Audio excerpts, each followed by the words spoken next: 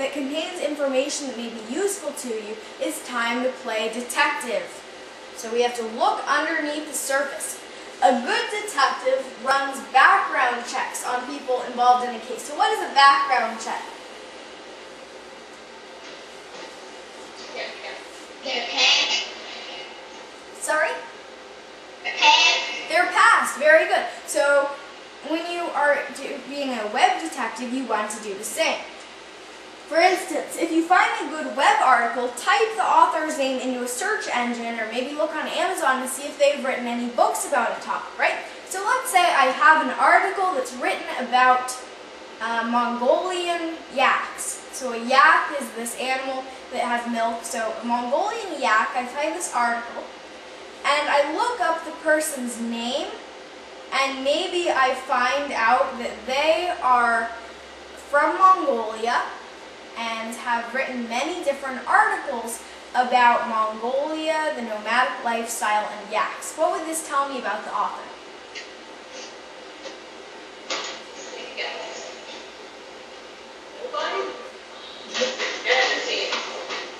There aren't many ideas?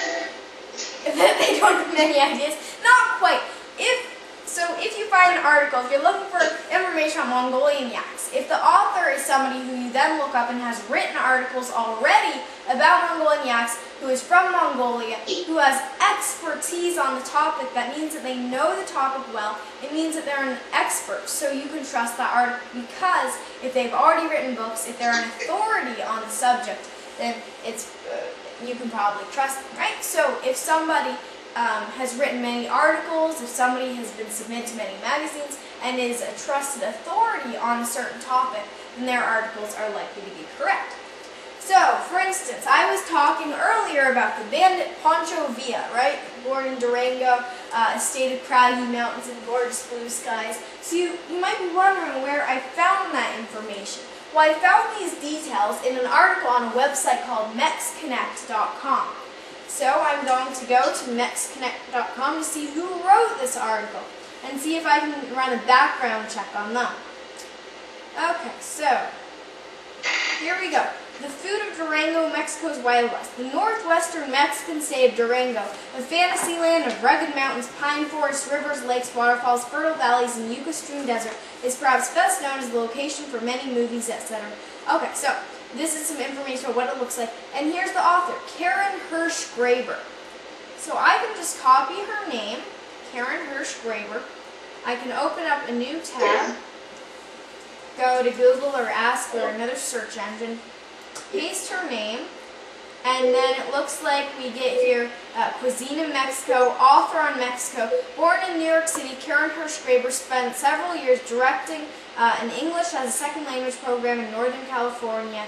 So it looks like she has written some books on cooking, and she has directed an English as a second language program. So we now know her credentials, and we think, well, it's considered she's written some books.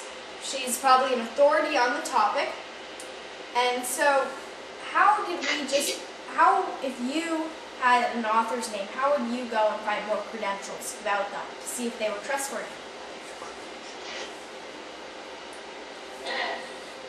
I would look up on the website, or just write them or something.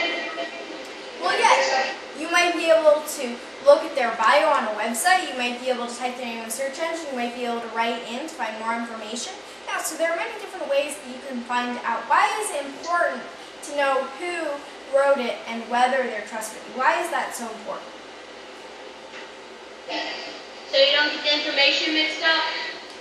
Well, that's one reason, but another one is because, let's say I write an article about AP Calculus. I have no idea how to do AP Calculus. I don't know how to do calculus, actually. I don't think I even know how to do advanced algebra. So if I wrote an article about AP Calculus, and you read that article, and you took the information that I wrote, do you think that information would be correct or incorrect?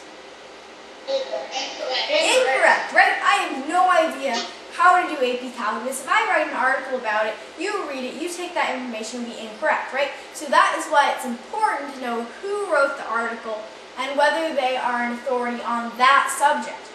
Whereas if I wrote an article about why it's important for kids to read, well, that one you could probably trust anybody because it is important for kids to read, but you would know also that I spent a lot of time talking about it, I presented on it, and so I'm kind of an authority on that topic. So it's important to know who wrote it and what their background is. And that's where being a web detective comes in. You can run these background checks.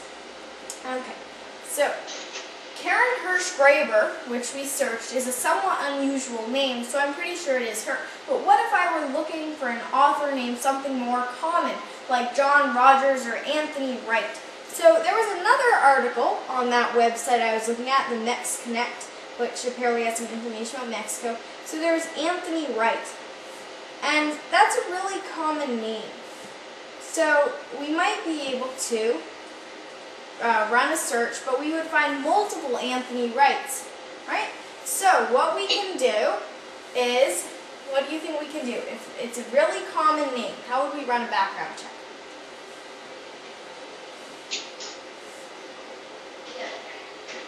By you just typing their name and then writing on the book they wrote or something like that? Very good. You might find their name and then a book that they've written, or you could do something like their area of expertise.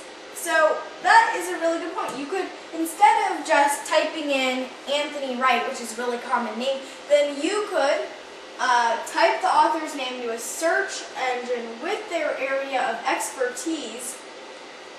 For instance, Anthony Wright plus Mexico. So if we went to Google, did Anthony Wright Mexico, then we see Anthony Wright, author on Mexico. Articles, pictures, Mexico City, Executive Travel Magazine. So it looks like Anthony Wright has written not only for Mexconnect, but also for Executive Travel about Mexico. So again, we find if he's written articles on the topic for multiple places, then he's probably at least somewhat knowledgeable on that topic. Great. So, investigate the author.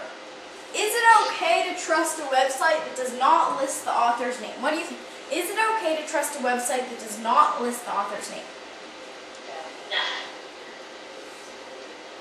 No, I hear a no. Well, possibly. This one's an interesting one. Oops, it looks like the top got cut off. What it says, there's many reference sites do not list author names because each entry is created by many people working together. So some of these sites, such as Bartleby or Britannica, are trustworthy. Others, such as Wikipedia, are not always trustworthy, but can be a good jumping off point for further exploration. So what do you think? Why would Wikipedia not be the best place to find all your information? You want to answer that? It might